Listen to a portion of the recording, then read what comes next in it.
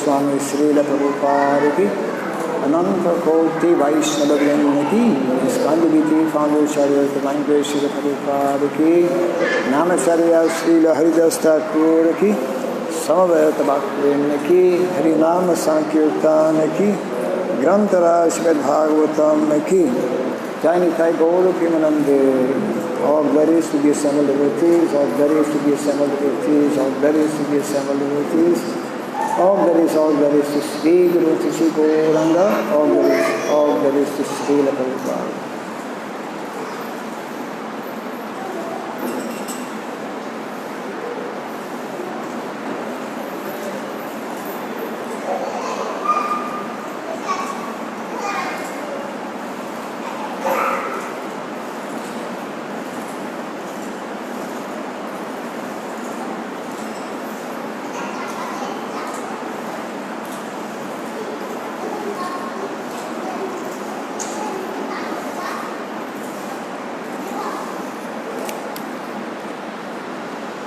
Hare Krishna, and welcome to our second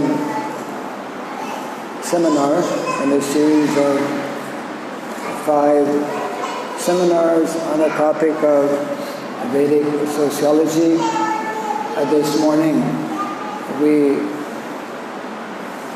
presented a bit of an overview, gave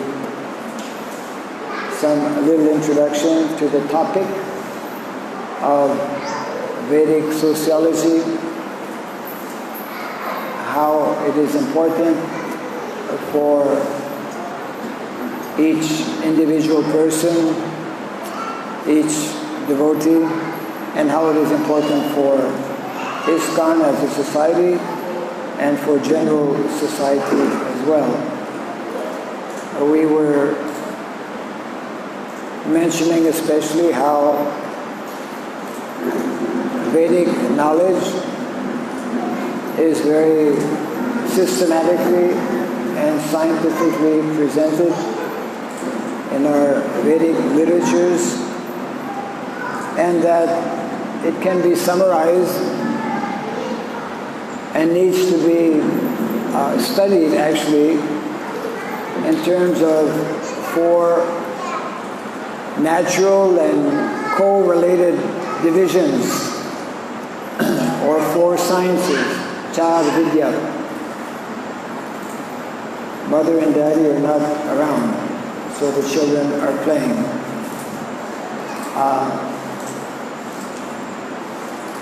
Yes. So Char Vidya means 4 standard sciences. Yeah, there's a lot more room outside. We have a big hall here, but there's more space. So Char Vidya, we're beginning the first of these 4 sciences this afternoon, and it just came up on the screen.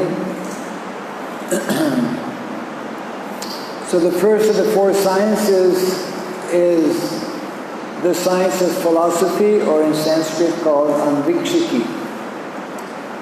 And this is the first of the 4 because without knowing about the basic components and the basic philosophical tenets of the Vedic literatures or the Vedic culture, one will not be able to understand the other 3 sciences. And in many ways, as we mentioned this morning, practically speaking, all over the world, the 3 most important sciences, or we could say government departments, the Department of Education, Department of Economics, and of course the Department of Politics. So in universities we have faculty for education, faculty for politics or leadership, and faculty for land and agriculture. When these 3 are properly understood, and once again they can only be understood if the background or the preliminary information is studied, systematically studied, and it generally takes a good number of years to master the basics, and then one can go on to the other 3 areas. We have a new operator. You okay? Yeah. So we will follow the same procedure as this morning.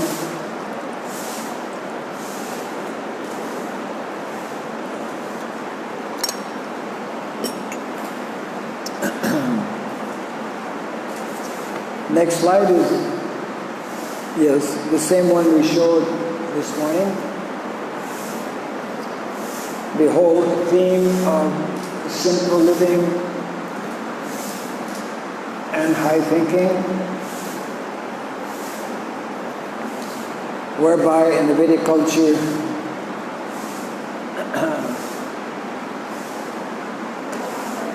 it's just now coming. Here it is. Yeah. Vedic culture is based on localized living. Means village lifestyle. And as we mentioned this morning, it means agrarian culture, agrarian lifestyle,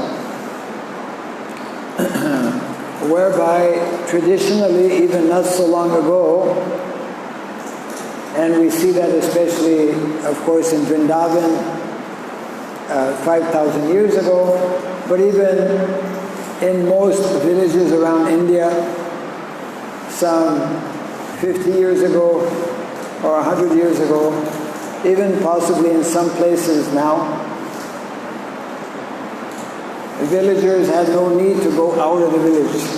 They were meeting all of their basic necessities in the villages. And we hear stories of grandmothers warning their grandsons, don't leave the village.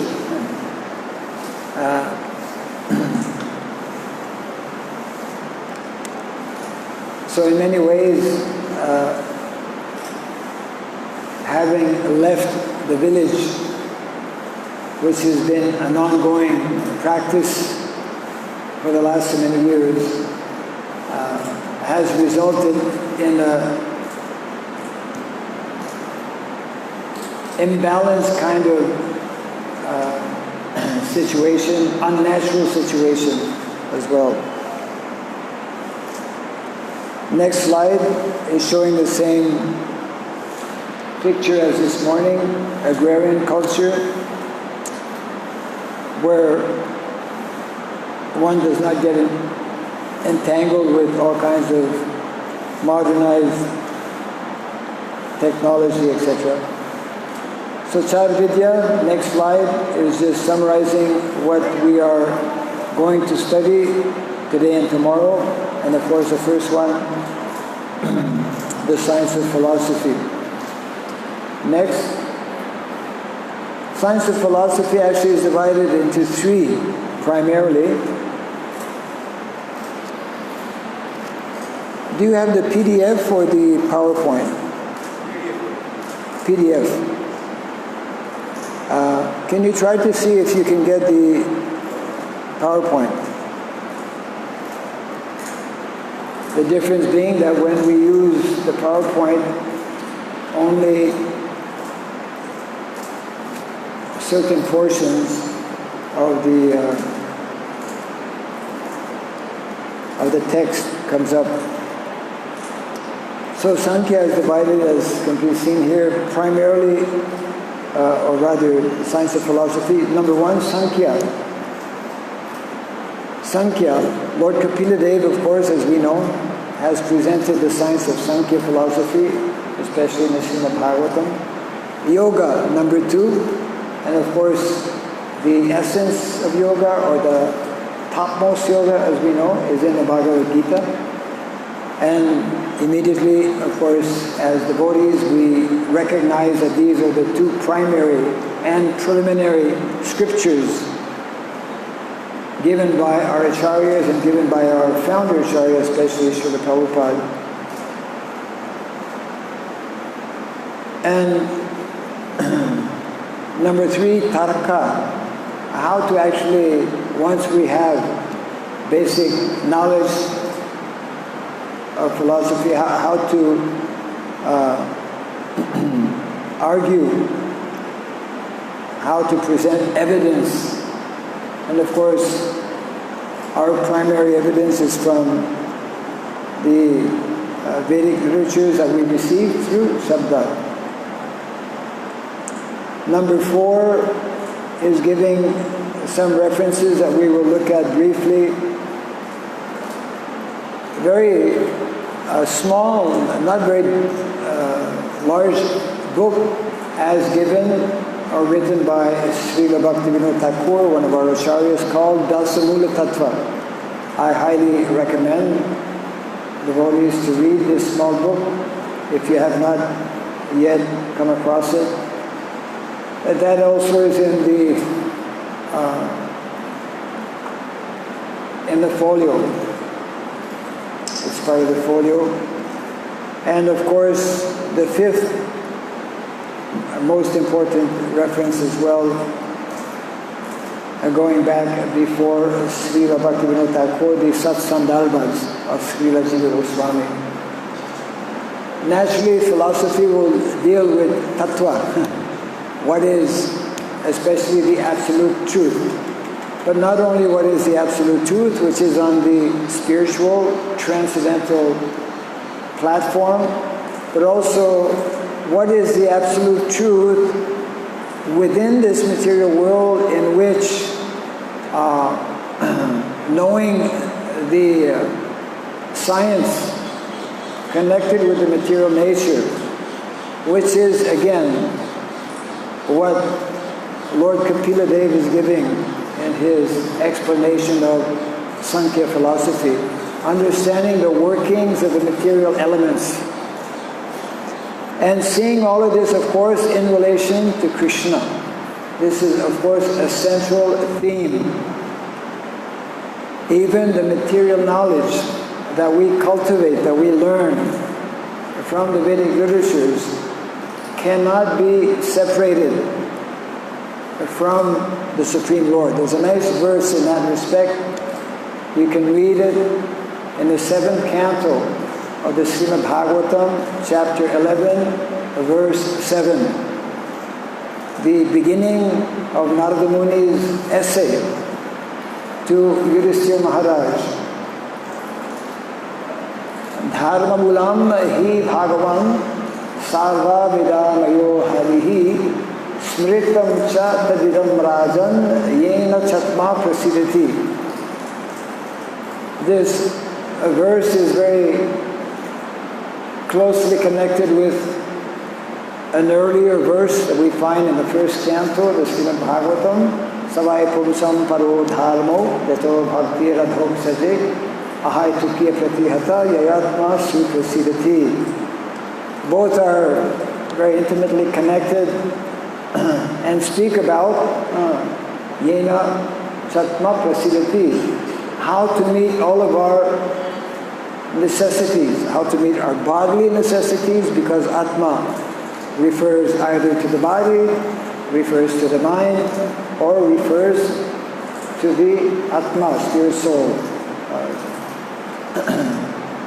So in other words, this is something we, I would say, are less familiar with, and because we're not familiar with that knowledge, we're not convinced or not understanding how actually all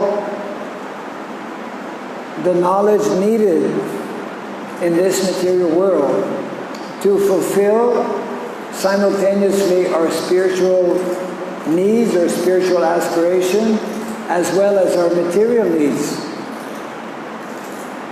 are contained actually in the Vedic literatures. And therefore we have in the Shastra the Shruti and Smriti section. Shruti referring primarily to the spiritual dimension, Bhagavat Tattva, whereas Smriti is dealing with many of the material sciences that are important, that are needed for living in this material world in such a way that we are meeting our needs without becoming overly entangled. So once again, this knowledge of tattva, now we'll go a bit more into details. It's quite involved, of course, and Kali Yuga philosophy is not everyone's favorite subject matter. But basic exposure, all of us need to be exposed or introduced to the basic concepts which are there, and those who have a need, an interest, an inclination and ability to go further into those subject matters, which means if one has that, it means he's Brahmanically inclined, then naturally they should do that. So this is like the basic outline, and of course this subject matter, this first of the 4 sciences, is the one that is most spoken about and studied naturally within our ISKCON society. Are a few educational institutes that we have, such as Vaishnav Institute for Higher Education here in Vrindavan, or the Mayapur Institute in Mayapur, or the Bhaktivedanta College in, where is it? Belgium. Yes. And whatever other institutes, we actually don't have that many. They are primarily focused on this first of the four sciences, the science of philosophy, including the one that was just inaugurated yesterday, the ISKCON Bhagavat Mahavidyalaya is centered on the philosophical aspect or dimension, which is of course good, but even that is not covering many other aspects that we will be referring to in our presentation. So because the devotees are more familiar with this topic, I will not be spending too much time on each of these tattvas. Srimad Bhagavatam, as we know, covers 10 basic subject matters, and this is the verse here spoken by Sri Shuka Goswami. Sri Shuka Uvacha Atra Sarvo Vishardascha Stanam Poshanam Uttayaha Manvan Tare Shalu Katha Nirodho Muktir Asrayaha. Were you able to go to the... No, okay, that's fine. And of course the translation, Sri Shukadeva Goswami said, in the Srimad Bhagavatam, there are 10 divisions of statements regarding the following. Number 1, the creation of the universe. Number 2, sub-creation. Number 3, planetary systems. Number 4, protection of the Lord. Number 5, the creative impetus. 6, the change of manus, which is dealing actually with the science of Kshatriyahood, especially monarchy, which is considered in our Vedic context as the ideal, most scientific form of governance, monarchy. Number 7, the science of God. 8, returning home, back to Godhead. 9, liberation. And 10, the summum bonum. And of course, the summum bonum is described, especially as we know, in the 10th canto of the Srimad Bhagavatam. So this is the name of each of these divisions in Sanskrit. And for each of these topics, each of these 10 statements, there is a summary which we'll just go over rapidly. It's there in the Srimad Bhagavatam. So Sarga, the first creation. Secondary creation, Visarga. Sthanam, planetary systems. Poshanam, protection. Uttayaha, the creative impulse. And the last 5, the change of manus. Manvantara. Isha Anukataha, the science of God. Nirodha. 9, going back to Godhead. 8, going back to Godhead. 9, Mukti, liberation. And 10, Asrayaha, the summum bonum. So I will not read all of these here, but these are available in the Srimad Bhagavatam.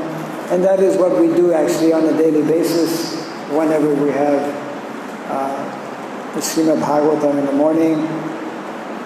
These 10 subject matters are interlaced, so to speak, throughout the Srimad Bhagavatam. It's not that one canto is exclusively on one subject. We find in different cantos, 3rd, 4th, 5th and 6th, 7th, 8th, then Mukti and Samabonam.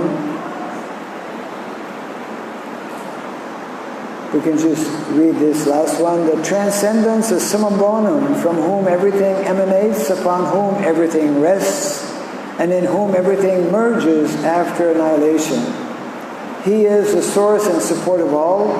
The Asraya is also called the Supreme Brahman, as in the Vedanta Sutra, Atato Brahma Jigyasa Janmadyasaha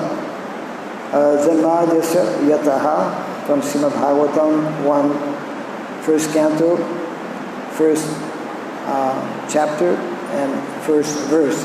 Srimad Bhagavatam especially describes the Supreme Brahman as the Asraya. So there is Brahma Tattva, there is Paramatma Tattva, and there is Bhagavan Tattva. And only the Srimad Bhagavatam actually is giving us the Bhagavan Tattva, especially in the 10th canto of the Srimad Bhagavatam, or specifically in the 10th canto. And that is why the Srimad Bhagavatam is an absolute must for anyone who wants to actually understand, especially about Tattva, what is the absolute truth. Sri Krishna is the Asraya, and therefore the greatest necessity of life is to study the science of Krishna.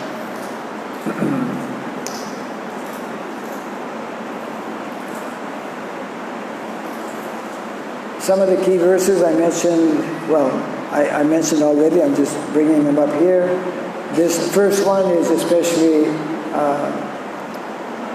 known by most devotees. Supreme occupation for all of humanity is to engage in the loving devotional service of the Supreme Personality of Godhead, Krishna. And the one I quoted also from the 7th canto of the Srimad Bhagavatam, chapter 11, the Supreme Being, the Personality of Godhead, is the essence of all Vedic knowledge. So he is the essence of Shruti, and he is the essence also of Smriti. And therefore, when one studies Vedic knowledge, whether it is in terms of spirituality or in terms of material sciences, that link and that connection with Krishna is always kept, and therefore we can understand or see things in proper perspective.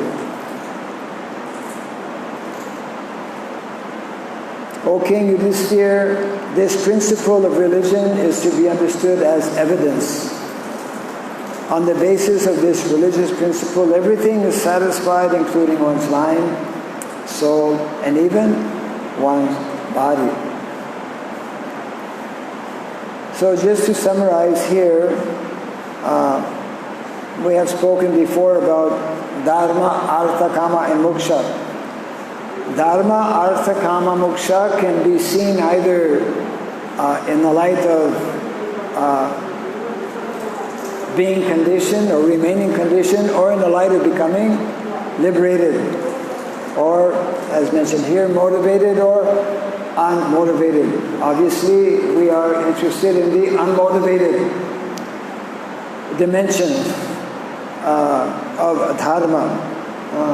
Most people who practice dharma are less understanding this dimension of unmotivated dharma. Unless one comes, once again, to the Srimad Bhagavatam, one will not be able to understand this so easily. So this is self-explanatory. Dharma should be performed without any material motivation. Then it becomes akarma, naishkarma. Artha, we can earn, but the real artha actually is what is best for the soul. Even whatever material activity we perform, whether it is in line with Shastra and whether it will help the soul to actually progress. Kama is, in terms of unmotivated kama, means accepting things which will help to meet the basic needs and necessities of our body, yukta vairagya. And of course, moksha is automatically attained when one engages in bhakti or devotional service. So dharma, perfection of dharma is sanatana dharma, naturally. Artha, nice verse from the Srimad Bhagavatam, 3rd canto, very often quoted by Srila Prabhupada. Nate vidu swartha gatim hi Vishnum. Most people do not know what is their real interest in life, which is actually to know and to surrender to Vishnu. Kama, in this verse here, sarva kama dugamahi, is translated as necessities. Kama can either mean lust. Generally, it is referring to lust, which is a perverted reflection of love. In this particular verse of the 1st canto of the Bhagavatam, Srila Prabhupada, in the word for word, explains kama as all of one's necessities in life. And of course, moksha, or liberation,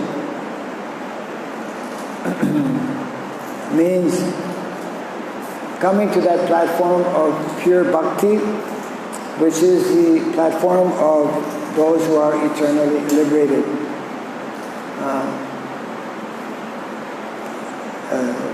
Referred to as Nitya Mukta. Now we come, this basically covered very briefly the whole realm of Sankhya philosophy.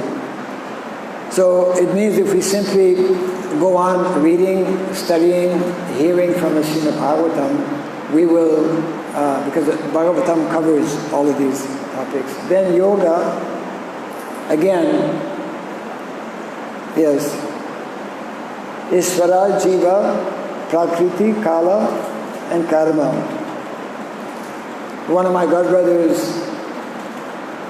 maybe some months back or sometime last year, was mentioning that he was invited to some corporate, very busy people, business person, very successful, but somehow through some contact wanted to hear from this devotee. And he presented basically these 5 basic concepts from the Bhagavad Gita, and they were like amazed, or it's not, for us as devotees, it's basic knowledge, but for most people, it's very advanced knowledge. It's something that no one has spoken or explained to them. So these 5 principles are most important to know and to understand before we actually enter into the study or reading of the Srimad Bhagavatam. One should not read the Bhagavatam unless one understands the basics of the Bhagavad Gita. As Prabhupada explained, Bhagavad Gita is preliminary, introductory book of knowledge to different levels of tattva.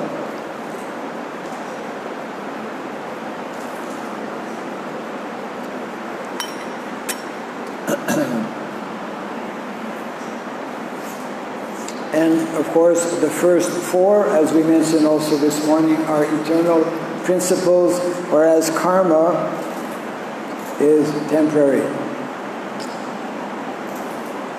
Next is Bhagavat Tattva and Varnasrama Tattva. In reference to these 5 principles from the Bhagavad Gita, Ishvara naturally is Bhagavat Tattva. Cannot be. anything else. Jiva, those eternal liberated souls in the spiritual world, referred to as Nitya Siddha or Mukta Jeev, that is naturally connected with Bhagavad Tattva, whereas as Srila Bhaktivinoda Thakur was mentioning this morning in one of the quotes, that the system of Varna and Ashrama is for Vaishnavas still in the conditioned state. So Vaishnava, or any living entity for that matter in the conditioned state, is referred to as Baddha Jeev. Prakriti naturally is especially dealing with the Varnas, the three modes of material nature, by which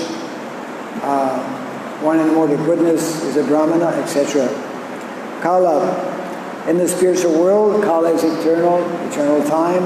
In the material world, it is manifest as past, present, and future. Karma naturally is material, has to do with our activities in the material world that are outside the realm of dharma, that are not in keeping with the principles of dharma. And Tarka, this is the third division of what we are studying right now.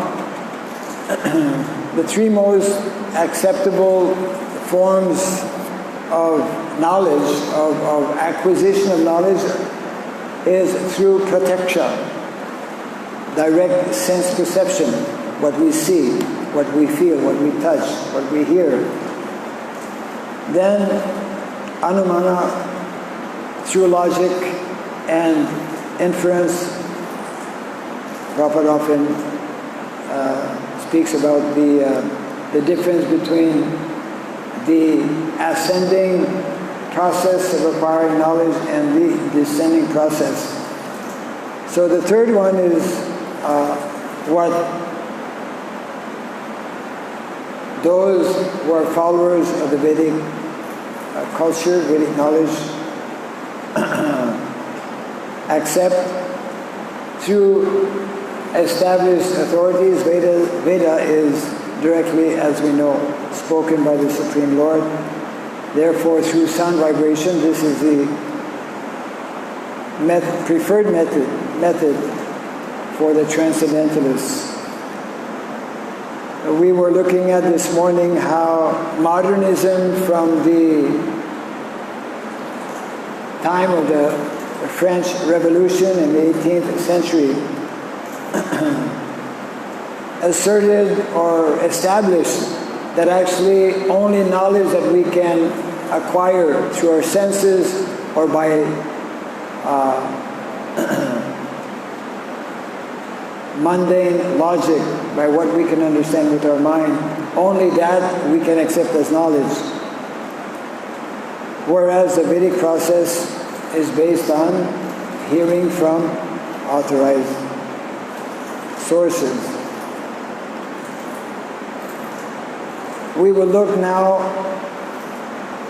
at the Dasamula Tattva as given by Srila Bhaktivinoda Thakur. Again, very interesting essay, very complete. So the first one actually is, from where do we get knowledge, isn't it? So the first of the 10 tattvas establishes actually the Vedas. They are the proof of all knowledge. If it comes from the Vedas, if it is based on the Vedas, we accept. So this is the source of knowledge. From that source of knowledge, then we derive three basic principles as given to us also by Lord Chaitanya Mahaprabhu. What is called Sambandha Gyan, Abhideya Gyan, and Prayojana Gyan. And we will see how the remaining 9 tattvas are divided according to these three natural divisions. So we are first looking at Krishna Tattva. These are the three divisions in terms of Krishna Tattva, which of course have to do with Sambandha. Krishna is known as the Param Tattva, naturally. Ishvara Parama Krishna Satchit Ananda Vigraha. He is the Supreme Tattva, Param Tattva, and he is known, therefore, referring to the first principle in the Bhagavad Gita as Ishvara. Then he is Shaktiman, the one from whom all Shakti, all energies emanate from him. Srila Bhaktivinoda Thakur actually goes into detail as to what these different energies are. And then Rasa Samudra. He is an ocean of sweet mellows, the whole science of rasa. Therefore, another name for Krishna is that he is Rasaraj. Rasaraj, the king of all rasas. So these three tattvas referring to Krishna are especially dealing with Sambandha. Another four in relation to Jiva, also dealing with Sambandha. Amsha. Amai Vangsho Jiva Loke Jiva Bhuta Sanatana. So the spirit soul, these are the four aspects, four qualities, four dimensions in terms of the Atma. Atma is an eternal particle, part and parcel of the Supreme Lord. And our acharyas, of course, give us the standard example that to help us understand the position of the Atma, in the same way that the drop of water in the ocean is having the same quality as the ocean, being salty, but is not the ocean, in the same way that the rays of the sun are also giving heat and light, but the sun rays are different from the sun. Similarly, the soul is part and parcel, therefore having the qualities of Satchit Ananda and also Vigraha, form, but being different from the Supreme Absolute Truth. Second feature of the Atma. Atma has a choice of either being Nitya Baddha, which is the number 6 here, or Nitya Mukta. As Prabhupada would explain, the vast majority of living entities are Nitya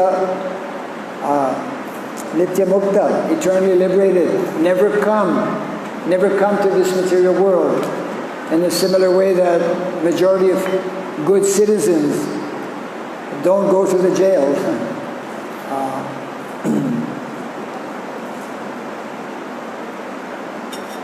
And the last one is Veda and Abeda. We were referring to that a few seconds ago. One and different. One in quality, different in quantity. Yeah. So Prabhupada sometimes he would say, it's okay, everyone can be God, but there's a small God and the big God. You're the small God, but there's a big God, and you cannot become that big God. So these are the first 8 of the 10 tattvas within the Dasamula Tattva. We can see actually, that's why reading, hearing, and studying the writings of our acharyas can help us see how they're thinking. they're thinking in a very clear way, in a very systematic way as well. And the more we hear from them, then the more we gradually can train our mind to think in this way as well. So the ninth tattva, Navavida Bhakti, 9 activities of devotion. And here we go from Sambandha Gyan to Abhideya Gyan. Once we understand nicely about Sambandha, once we understand, Prabhupada would say, knowledge means, second verse of the 7th chapter in the Bhagavad Gita, knowledge means understanding the difference between matter and spirit and the origin of both and their relationship. So Sambandha has to do with relationship of the Atma with the Supreme Atma.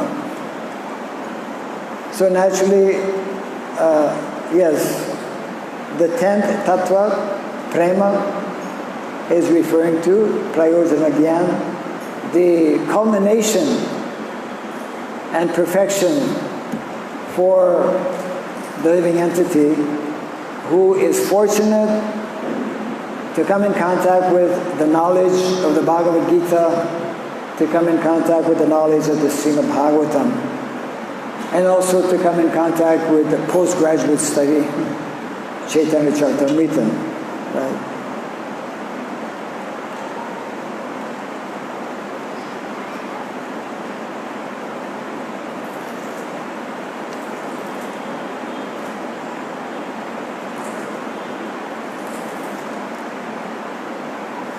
Now, again, from Dasamulu Tattva, this is not the end of it. Ishvara, yeah, correct. Ishvara we further understand, and again, this is well known by our devotees. Brahmeti Paramatmeti Bhagavan iti sabjate. Vedanti tattvavidam tattvam yas jnanam advayam. Brahmeti Paramatmeti Bhagavan iti sabjate. So, this is only to be found in the Vaishnava literatures, particularly in the Srimad Bhagavatam.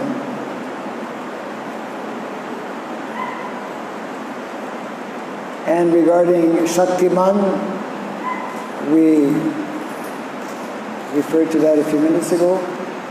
The 3 energies of the Lord, external, internal, and marginal, referred to as Bahir Anga Shakti, Antaranga Shakti, and Tatastha Shakti.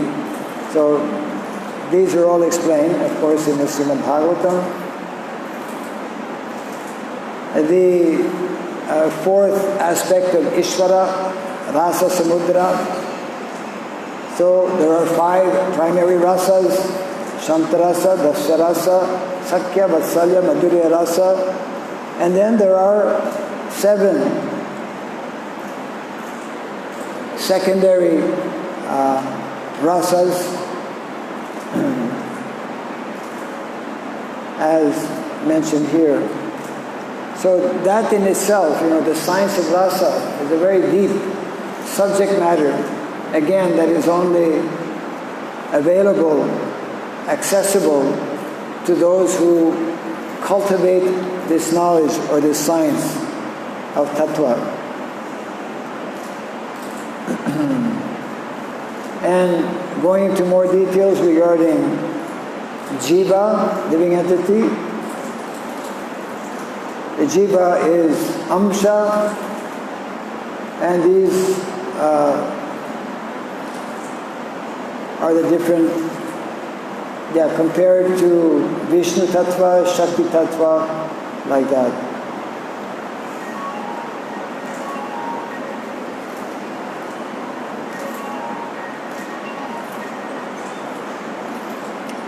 Basically, we've covered this. And of course, number 9, Navavida Bhakti, that we all know as well. We hear it all the time, Savanam, Kirtanam, Vishnu Smaranam, up until Atma Nivedanam.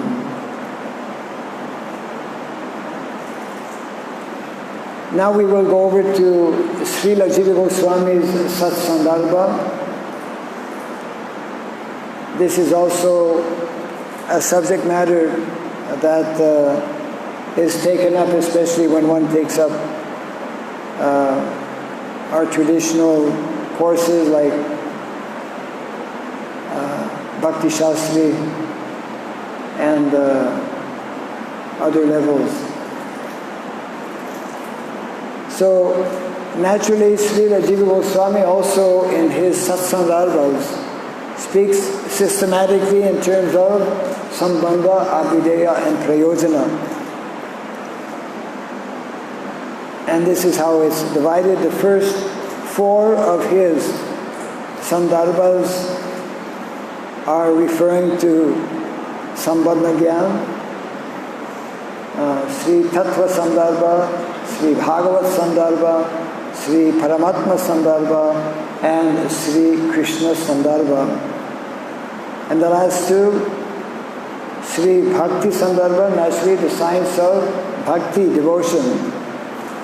And the last one, the culmination, the science of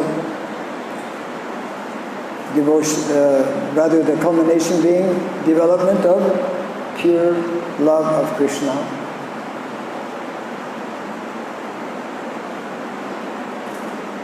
We have listed just a few, what we call Shastra Praman, from Srimad Bhagavatam, Vedanti Tattvavidam, and others are listed there. There are many others as well.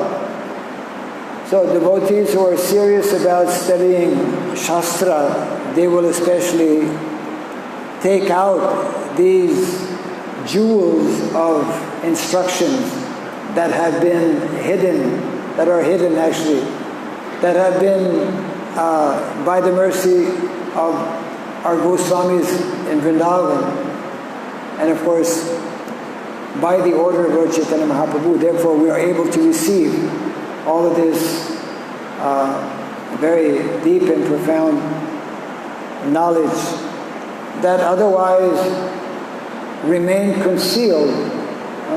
One of the foremost achievements and purposes of Lord Chaitanya was to actually make available all of these hidden treasures that are there actually in the Shastra.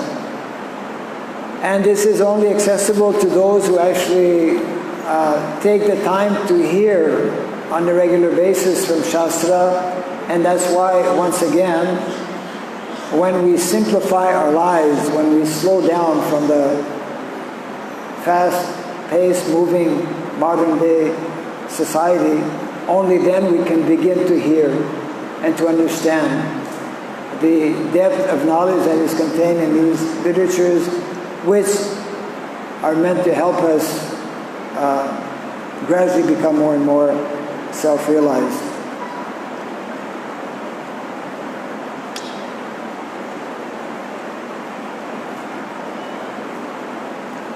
And then Srila Jiva Goswami, he summarizes each of the Sandarbhas as,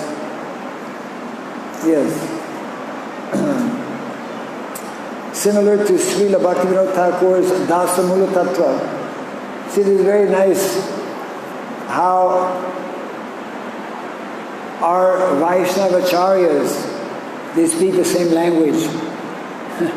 They may have some differences sometimes because the subject matter is vast and very deep, and there are different angles that one can study or understand it.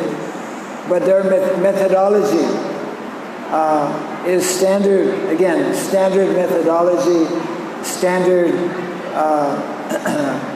practices and methods by which to explain and present the absolute truth. That itself is a whole science. So similar to Srila Bhaktivinoda Thakur's Dasamula Tattva, wherein he established the first of the 10 Mula Tattvas, essential truths, as the Vedas themselves, Srila Jiva Goswami establishes by a stroke of genius that the Puranas and Itihas are also direct emanations from the Vedas and more easily understood than the original Vedas themselves. I started reading just a few years ago the Satsandarbha, and it's a revelation. It is no wonder people, once you start reading it, you just want to continue, because Srila Jiva Goswami, as we know, during his time, and up to now actually, is like recognized as the most important philosopher who in these Satsandarbhas established something that was, we could say, unknown, or at least not revealed. Maybe it was known, but it was not revealed by other personalities. And therefore, that is why Srila Jiva Goswami stands out as the foremost of the Goswamis in terms of presenting the essence and the importance of the Srimad Bhagavatam. So this is like revolutionary in many ways. Basically, as I was reading the different sections, especially in the introduction, basically what Srila Jiva Goswami is establishing or saying, explaining, is that actually the original Vedas are written in such a way that it is very, very difficult for the common man, even for learned sages, because it's written in a different kind of Sanskrit, number one. And therefore, because, you know, we're 5,000 years down in the Kali Yuga lane, and therefore, since the Puranas and Itihas are also directly coming from the Vedas, they are as good as the Vedas. And what he establishes, Srila Jiva Goswami, is that, of course, of all the Puranas, the Bhagavat Purana, the Srimad Bhagavatam, is the king. Actually, he doesn't call the Srimad Bhagavatam the king. He calls the Srimad Bhagavatam the emperor. The emperor. King is already big. Emperor is like emperor of the world, right? You're king of a country, but you're emperor of the world. So Srimad Bhagavatam is the emperor. There's a nice verse to that effect. Of all the 18 Puranas, the Bhagavat Purana, or the Srimad Bhagavatam, is the cream and topmost of all Puranas, and therefore, it's written here. The Srimad Bhagavatam is the supreme tattva. So Srila Jiva Goswami therefore establishes that it is more important for us. He says a number of things that are like mind-boggling, actually.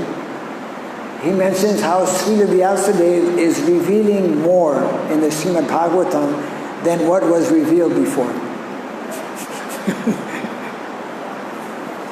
One may find that a little difficult to swallow, but we should know that it's coming from a personality like Srila Jiva Goswami. So he's telling that actually, because Srila Vyasadeva is a direct incarnation of the Supreme Personality of Godhead, therefore, he is able to reveal even more than what was revealed before. And therefore, we have, that's why our Vaishnava Sampradaya, our Vaishnava Acharyas, adore, worship, and regard the Srimad Bhagavatam as the most important of all literatures, as nicely explained here by Srila Jiva Goswami. In the second Sandarbha, Sri Bhagavat Sandarbha, the first step in spiritual emancipation begins with Aham Brahmasmi. I am Brahman in nature, distinct from this gross and subtle material body. And of course, in the Bhagavad Gita, Brahma Bhuta Prasanatma, Na Sochati Na Kanchiti, Samasarveshu Bhuteshu Mad Bhaktim Lavate Param. So this Brahma Bhuta platform, anyone who has that opportunity to come in contact with someone who's knowledgeable even about Brahman, can bring one to a very high state of realization. Of course, unless one comes in contact with a Vaishnava, then he will not have the full understanding of the Absolute Truth. In Vaishnava philosophy, this is the first of the three levels of transcendental realization, the impersonal aspect of Godhead, Brahman. We are that eternal spiritual spark as stated in the Bhagavad Gita, Mamaye Vangsho Jiva Loke Jiva Bhuta Sanatana. So this is from second Sandarbha, Sri Bhagavat Sandarbha. And then, as we can see here, these four, as we mentioned earlier, are part of Sambandha Gyan. So in the third Sandarbha, Sri Paramatma Sandarbha, in addition to my being, the eternal living entity called the Atma, seated within the heart, there is also somebody else seated in the heart. There's also a supreme Atma called Paramatma, or Super Soul, who also resides in the region of the heart as an expansion of Godhead. So we have two Atmas sitting within ourselves. And if we are haunted, we might have more. But at least minimum we have two. Sarvasya chaham ridi sanidhisto matasmitir jnanam. Yes, Bhagavad Gita, Krishna is explaining this. Fourth Sandarbha, Sri Krishna Sandarbha. In this Krishna Sandarbha, Srila Jiva Goswami establishes Lord Krishna as the Supreme Personality of Godhead, from whom everything and all living entities emanate. Aham sarvasya pradavo matasarvam pravartate. Then we get into Abhideya, Gyan, knowledge of once I know who I am, once I know who is God, who is Krishna, thus being fixed from Srimad Bhagavatam.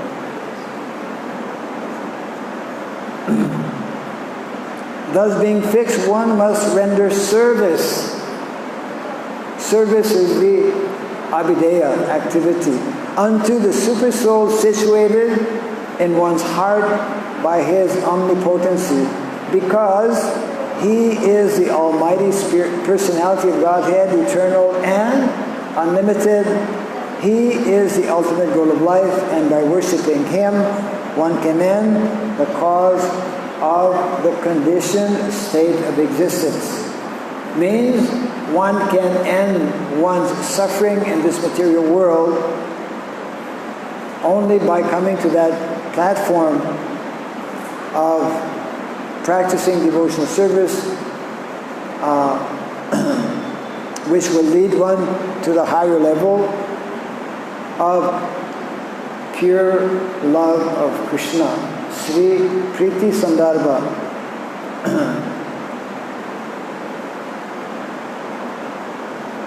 The seriously inquisitive student or sage, well equipped with knowledge and detachment, realizes that absolute truth by rendering devotional service in terms of what he has heard from the Vedanta Shruti.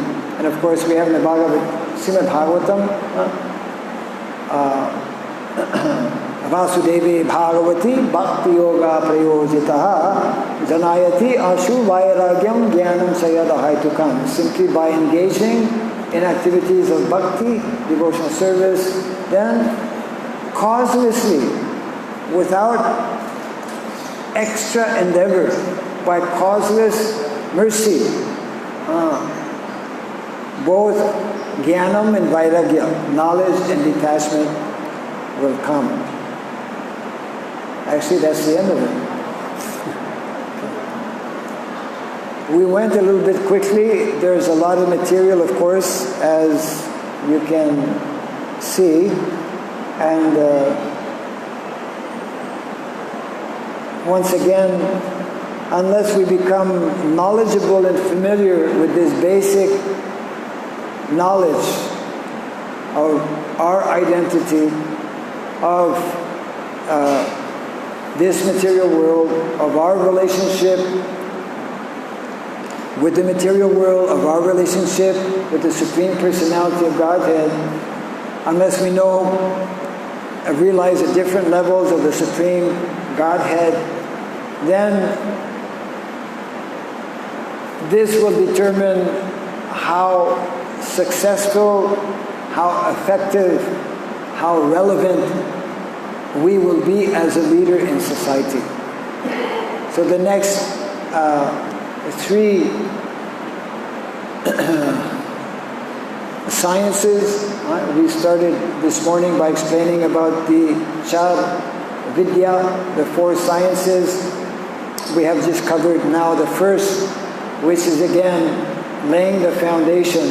So if we have a good, like in a building, if we have a good foundation, then everything else that comes from, that we build on that. If we build on a good, strong foundation, then our pillars will be strong, will stand, we'll be able to build something that will last. So this basic knowledge for the vast majority of people in the material world is totally unknown, isn't it? And therefore, we are lacking very severely in qualified leaders, natural leaders. Once again, the three natural leaders in society being the intellectual class, those who are meant to be teachers, especially spiritual teachers, but not only spiritual teachers, teachers of various material arts and sciences. We'll see this tomorrow morning actually in the Bhagavatam class, because the first of these three sessions, I don't know how we'll do that. We're giving 2 hours for each session, but tomorrow we'll have to squeeze 2 hours into one. During the Bhagavatam class between 8 and 9, we will cover the first of the Dvijas, or the first of the, Dvija means twice born. They are natural leaders in society, and the first of those natural leaders are the Brahmanas, the intellectual class, the class of individuals who are generally the main persons who actually receive formal education. So the topic tomorrow actually will be the science of education. And traditionally, education was meant for Brahmanas, where formal education was meant for those who can spend many years in a residential setting, studying and interacting, establishing a close, loving relationship with the teacher, with the spiritual master. And one would spend many years in this way and come out actually as a transformed new person, self-realized, having so much of knowledge, and then would become a real asset to society. Therefore, at one point, in one lecture or one conversation, Srila Prabhupada explained how actually the majority of people in the Vedic culture, and today this may sound a little shocking to most people, especially those connected with education, but most people in the Vedic culture did not go to school. Means did not attend formal school. It's not that they did not receive an education. This is the wrong conclusion. But they actually received the best education in that they received education that was befitting their nature, isn't it? And this we'll be covering more in detail tomorrow. There are 5 basic qualities or 5 basic principles that are connected with education, with traditional education. And all of the 5 in modern day society, modern day educational system is missing. All 5 are missing. And therefore we have what we have. So I don't want to start tomorrow's class today, but I'm just giving you a little preview. And it's very, very inspiring actually to hear and to read these descriptions. And just imagine, 5,000 years, not 5,000 years ago, 500 years ago, which is quite recent in the context of eternity or in the context of yugas, never mind eternity, yugas. 500 years ago when the Goswamis were right here, actually somebody yesterday at the program, we had the inaugural session, the Adivasa ceremony of the ISKCON Bhagavat Mahavidyalaya, and one of the devotees was quoting a reference whereby Srila Prabhupada, when he was here at the Sri Radha Damodar temple, wanted to actually establish he spoke about in a letter. It's in a letter to one devotee. He mentions in that letter, I want to start a Bhagavad school right here, because this is where the Goswamis, Srila Jiva Goswami, other Goswamis in different places, they would come together, and that's what they would discuss. They would discuss for hours. They would share their different realizations. And therefore, it was Srila Prabhupada's desire. So it was a nice quote, actually, because the name of the new school here has the same word, Bhagavat. Bhagavat Mahavidyalaya. Vidyalaya means school, college. So our ISKCON society needs to put, as Prabhupada wanted, actually, Prabhupada said, our institution is not just an ordinary religious institution. We are especially an educational institution. We are an educational institution meant to educate, meant to train, especially those who are dedicated in wanting to learn, but also we are meant to educate or train or provide or facilitate anyone in the world to actually take up or study this knowledge so that their lives actually can become transformed. So we are an educational institution, we are a cultural institution presenting this whole Vedic culture. Navadvip Dham and Vrindavan Dham are especially two dhams, and of course Jagannath Puri as well. But during the time of Lord Chaitanya Mahaprabhu, so many pandits, so many brahmanas, and Lord Chaitanya was the foremost of the pandits. My pandit were studying Shastra, etc. And the same here in Vrindavan, when the Goswamis were present here. So this is a legacy we have to carry. This is a legacy given to us actually by our founder Acharya. And we are very much in need, in as much as general society is in dire need of leaders, of qualified material leaders, of qualified spiritual leaders. Within our own ISKCON society, we're also very much in need of leaders. We need to create leaders in these categories to address these three divisions, these three sciences.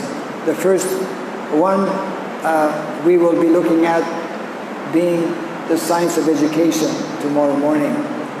And then later on in the morning, after the Bhagavatam class, beginning at 10:30, as we did this morning, we will have the science of politics, which is very interesting, actually. All kinds of information provided by Chanakya regarding the different qualities that a leader must have.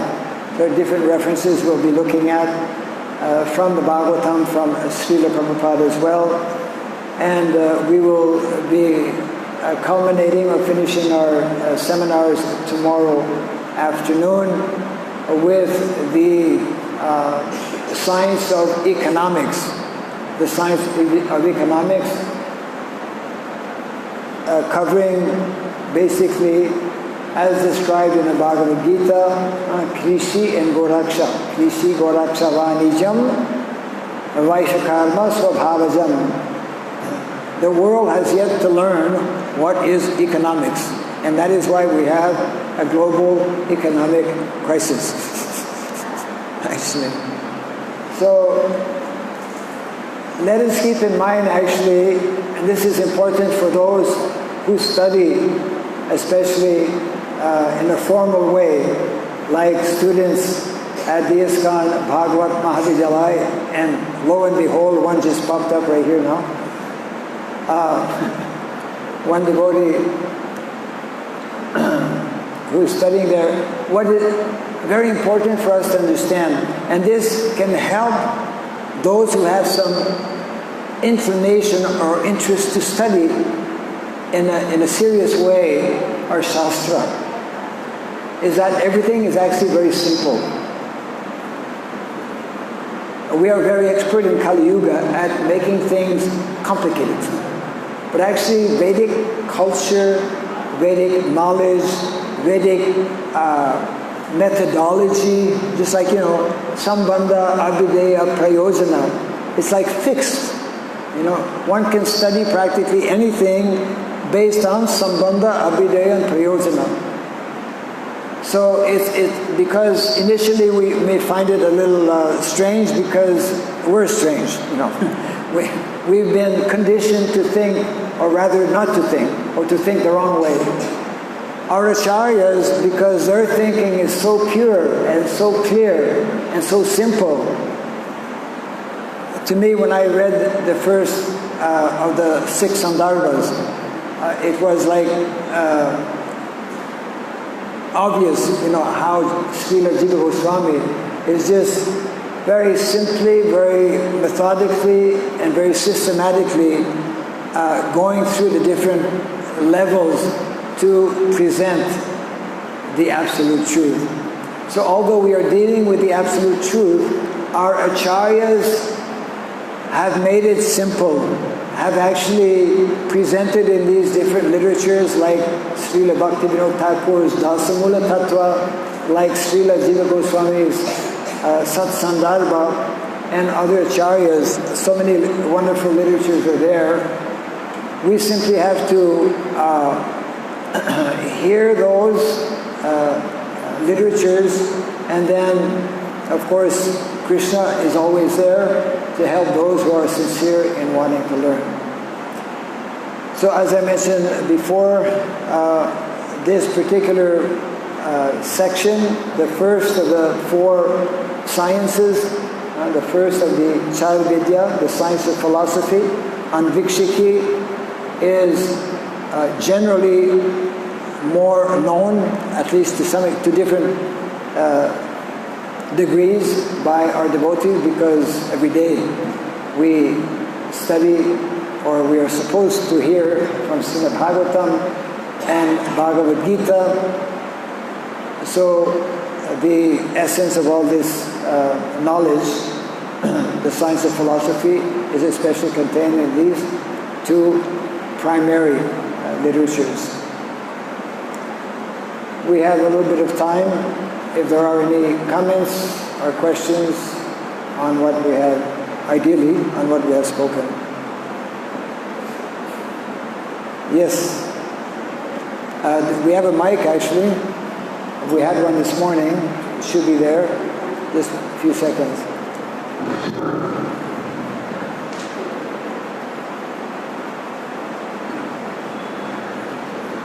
Thank you, Maharaj. You mentioned Shruti and Smriti. I could not comprehend the way you explain. You would like to hear more about Shruti and Smriti? Yeah, I could not comprehend. Okay, no problem.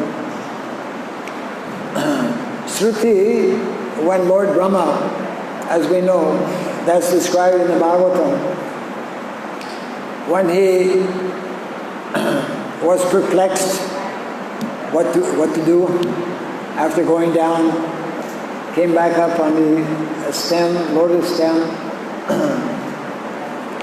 So he heard tapa, meditated for a long period of time, thousands of years. So the Lord being pleased with him, he revealed to him, he transferred to him through sound vibration, this Shruti, what is directly spoken by the Lord, the four Vedas. And as we heard a few minutes ago,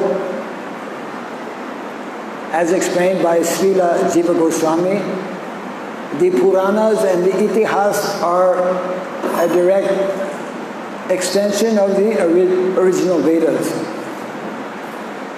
So Shruti means what is directly spoken by the Supreme Personality of Godhead, and which is dealing primarily with the topic of transcendence, spiritual, the science of spirituality, Atma Tattva, and Atma Tattva and Brahma Tattva, as we mentioned. There's Brahma Tattva, Paramatma Tattva, Bhagavan Tattva. Whereas Smriti is in line with Shruti, but Smriti are written by self-realized souls, and they deal with different subject matters, many of which, if not most of which, are in connection with material knowledge. There are different areas, different kinds of knowledge that are needed for us. Example, since our ministry is especially dealing with this area, land and agriculture, and cows, because actually we cannot separate the two. Care of cows, care of land, the science of producing food, the science of planting trees and plants and shrubs.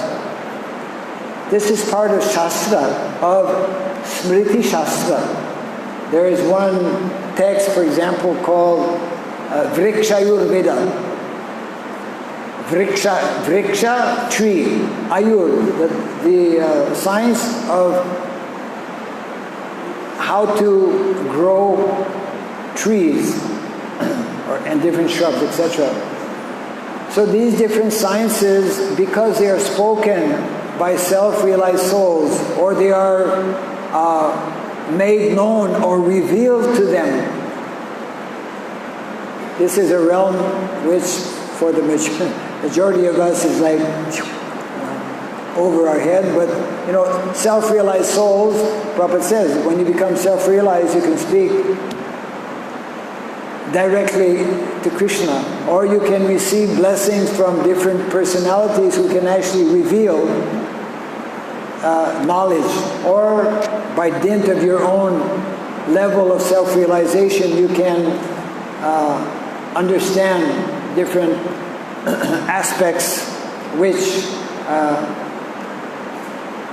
also, again, when it is in line with Shruti, become Smriti, and therefore part of what we study. That is also in the Bhagavatam, that real study of knowledge must include these two levels. This point is made nicely by Narada Muni, again in the 7th canto, just a few verses. No, actually, in the purport of that verse I was mentioning a little earlier, chapter 11, 7th canto, chapter 11, verse 7 also, Dharma Ulam Hi Bhagavan, that verse. In that verse, Prabhupada actually explains these two levels and makes reference to some of the verses, establishing the need and necessity for us, if we want to be complete in our knowledge, of understanding and taking knowledge from Shruti and Smriti. Shruti and Smriti. In many ways, Shruti and Smriti is also connected with something we spoke about this morning. I think possibly you were not present, in terms of spiritual Swadharma and material Swadharma. As transcendentalists, as devotees, not only we have a responsibility to become spiritually self-realized, but when we understand the real meaning of self, or Atma is not only the spiritual soul, but Atma also is the body and the mind. So therefore, transcendentalists have a dual obligation to study both spirit and matter and understand the sciences contained within both of them. There's a nice comment made by Srila Prabhupada, I believe in the first canto, in one purport, I forget now, whereby Parikshit Maharaj is asking questions to Shukadeva Goswami. And he's asking a question about, I think, something to do with the cosmos, cosmology. And in the purport, Srila Prabhupada makes the following comment, that one would think that Parikshit Maharaj, he knew that within 7 days he's going to leave his body. Why is he asking about questions on cosmology? And Prabhupada explains that actually a devotee like Parikshit Maharaj, he's not only interested to know about the spiritual world, but he sees and he appreciates the Lord within his material creation. And that's why the first 9 cantos, as described by our acharyas, when we follow them systematically and appreciate everything about Krishna's spiritual creation, about Krishna's material creation. And that is what is lacking today in modern day society. The whole spiritual dimension and the whole material dimension disconnected. I mean, the spiritual dimension is not even there. You see? So that's why it's important for us as devotees. That's why it's important for some of our brahmanas, to become familiar with and to learn these different sciences which may not seem very spiritual. But actually they are spiritual when we connect them with Krishna, isn't it? So therefore, who's going to be teaching? Who's going to be guiding leaders in society? Politicians. Unless we have brahmanas who know the science of politics.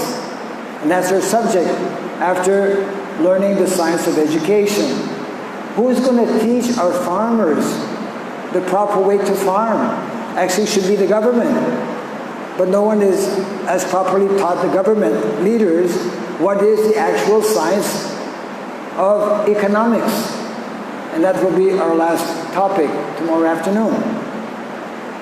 So, once again, this basic understanding of these 4 standard sciences are so essential because they're fundamental to understanding everything else in terms of what our Vedic culture has to offer.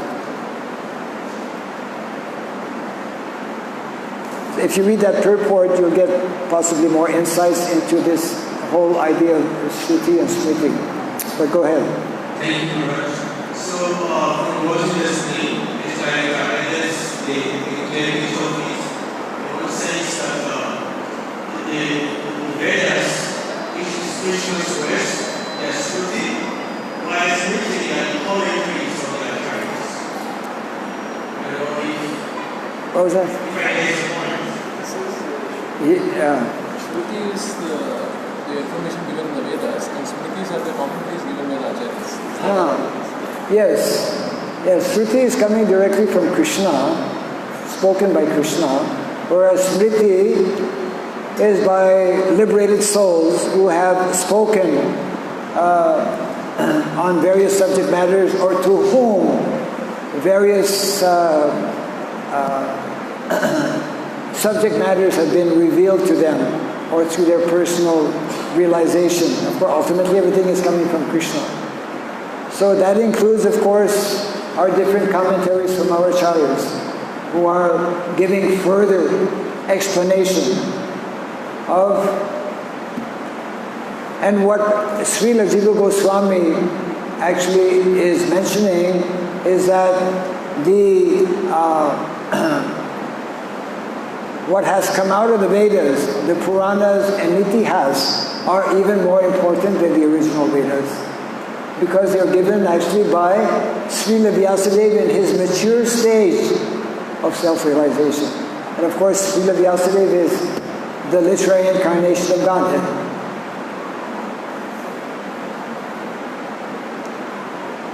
A bit more clear? Thank you, sir. Yes.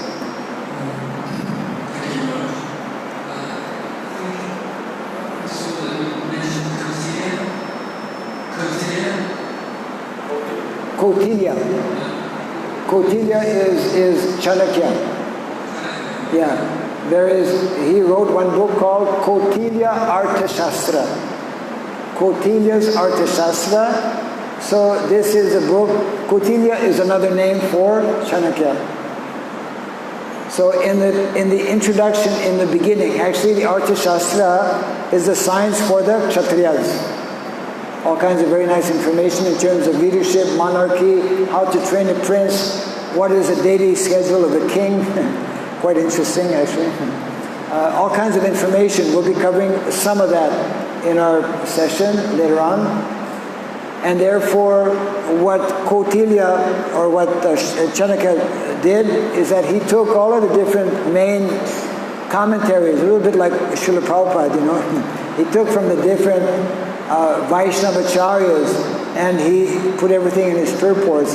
So the Kautilya Arthashastra is summarizing, at that time when Chanakya existed, all of the different conclusions from all of these great acharyas.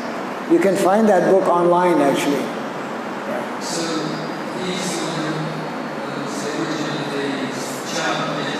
Chad-vidya. He categorizes these four.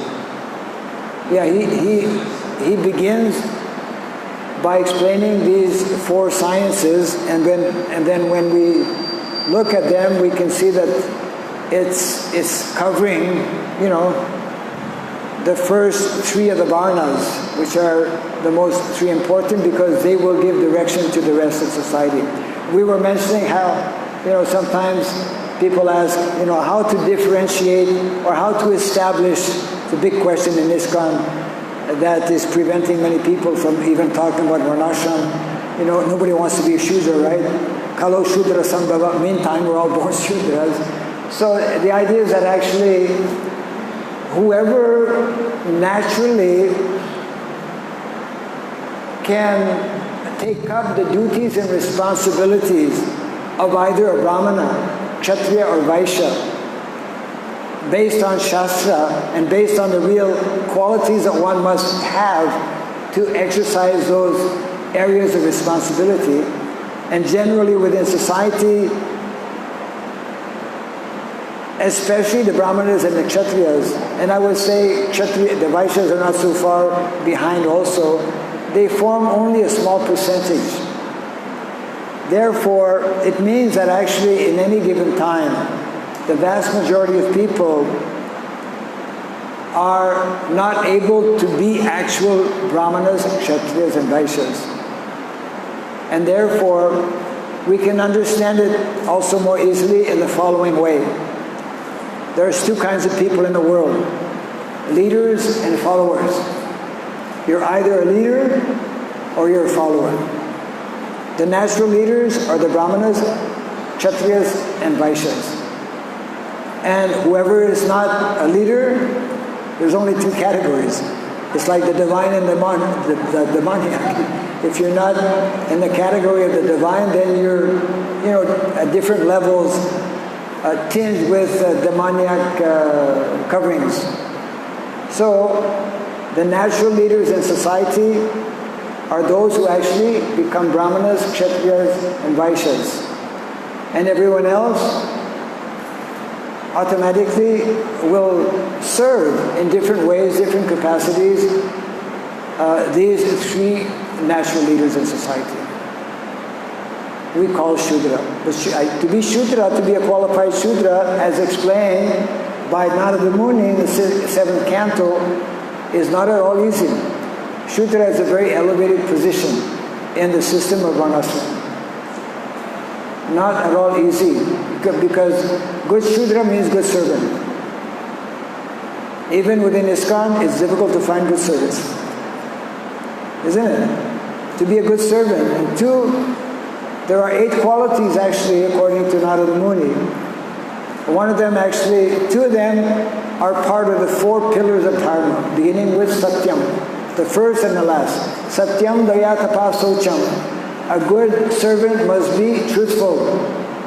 Otherwise, not a good servant. And a good servant must be clean. Socham. He may not be so austere, but he should be truthful and he should be clean. So those are nicely explained actually by, once again, Narada Muni.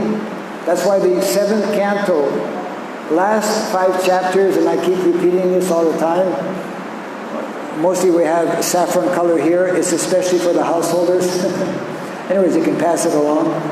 Especially for householders, those last 5 chapters of the 7th canto of the Srimad Bhagavatam are an absolute necessity, absolutely essential, because it is Yudhisthira Maharaj, of all personalities, who takes the humble position of a fallen householder.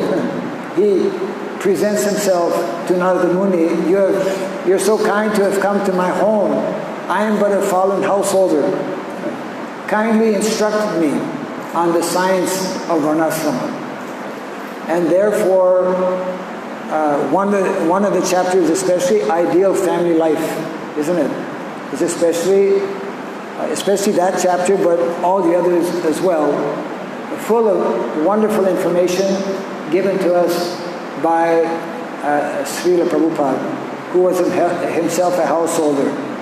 Or sometimes people say, well, Narada Muni was not a householder. And therefore, before he starts speaking to Yudhisthira Maharaj, Narada Muni explains, actually, all of what I'm going to tell you, I heard from Narayan. He's an experienced householder. Krishna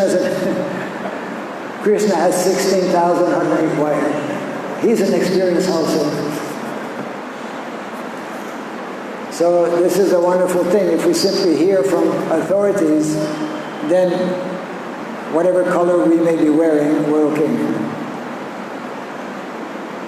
Any other? Yes.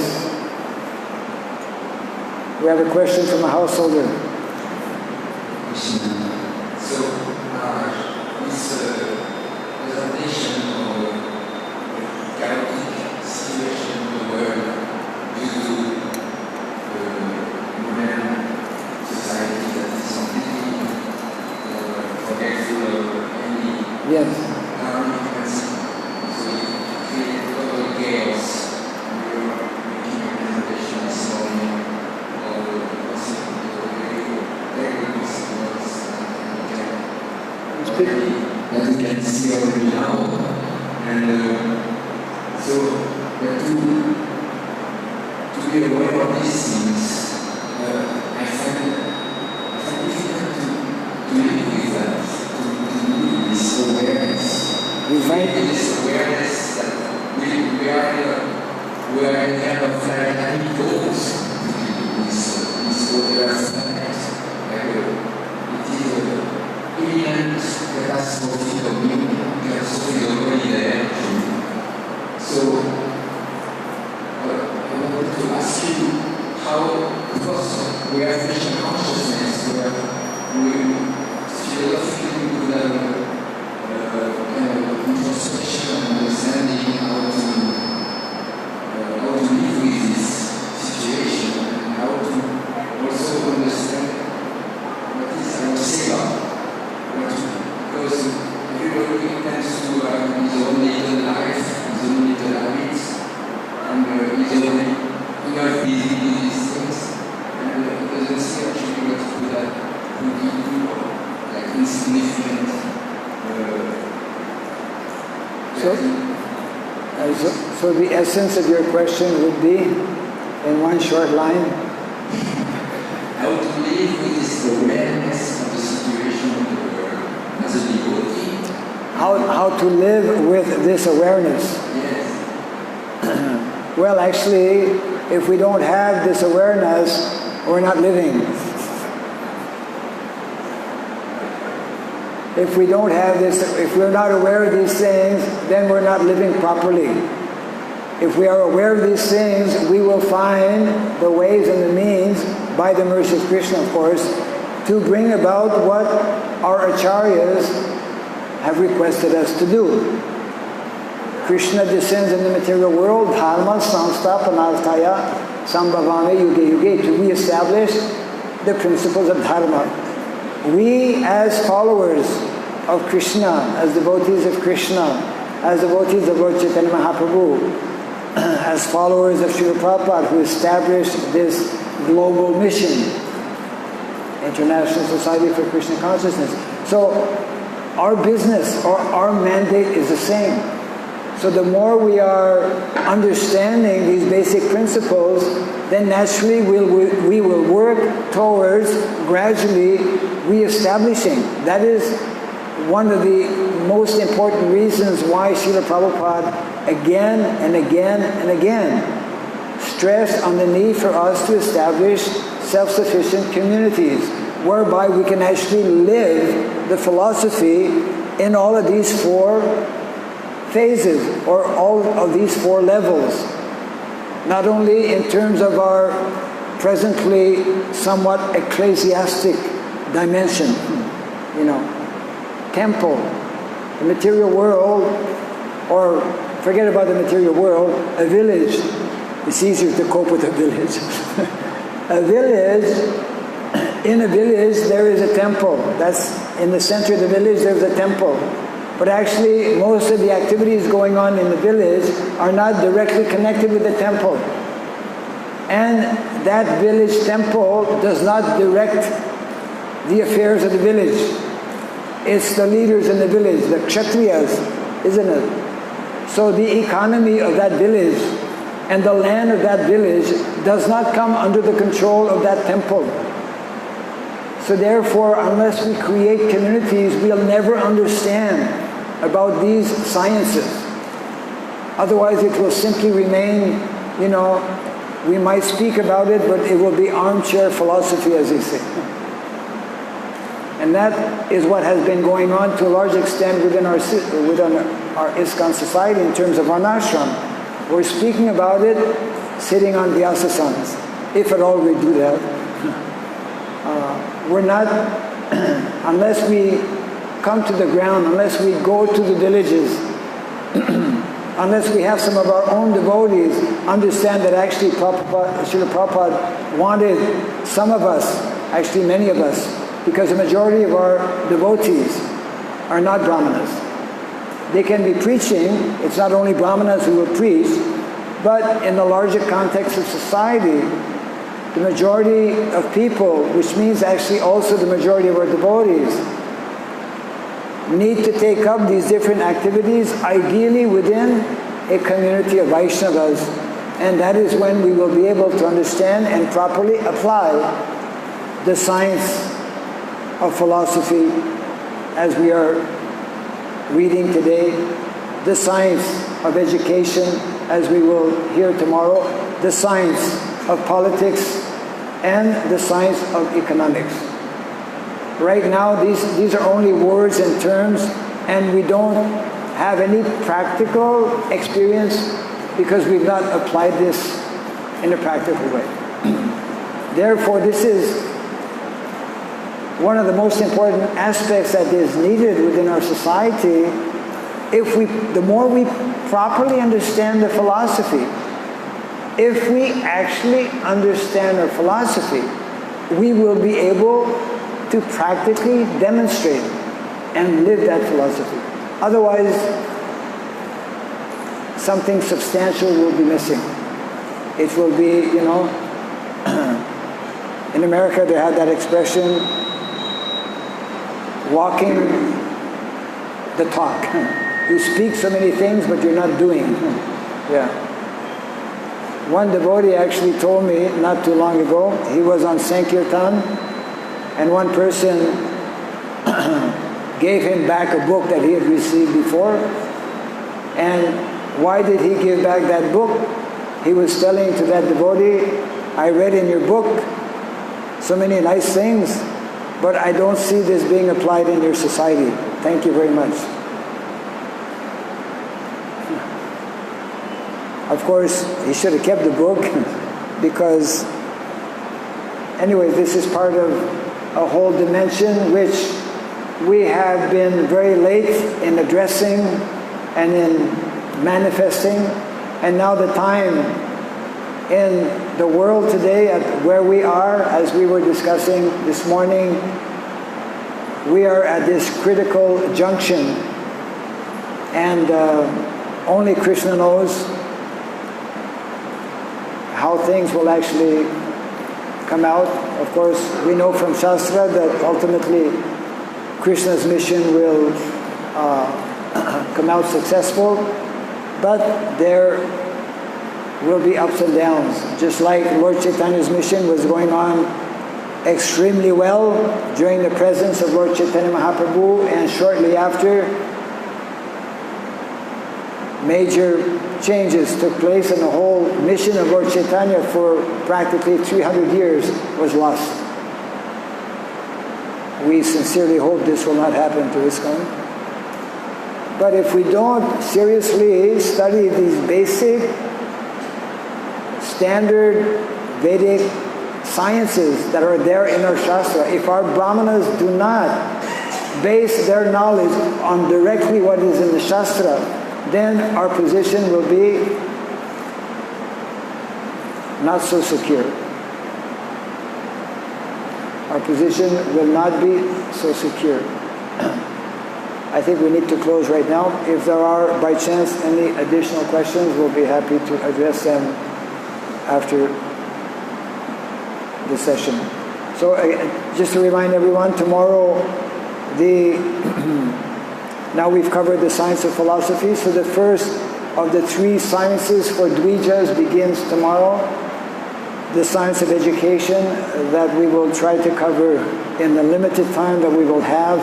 Anyways, we'll go to the essence of what is the science of education, Trayi. During the Bhagavatam class 8 to 9, we will begin our that will be our 4th session at 10:30, from 10:30 to 12:30 tomorrow, the science of politics. That should interest different people. And actually what should be most interesting for everyone is tomorrow afternoon, the science of economics. We hope to get more grihasthas. Okay, thank you very much. Jai Srila Prabhupada ki. Hare Krishna.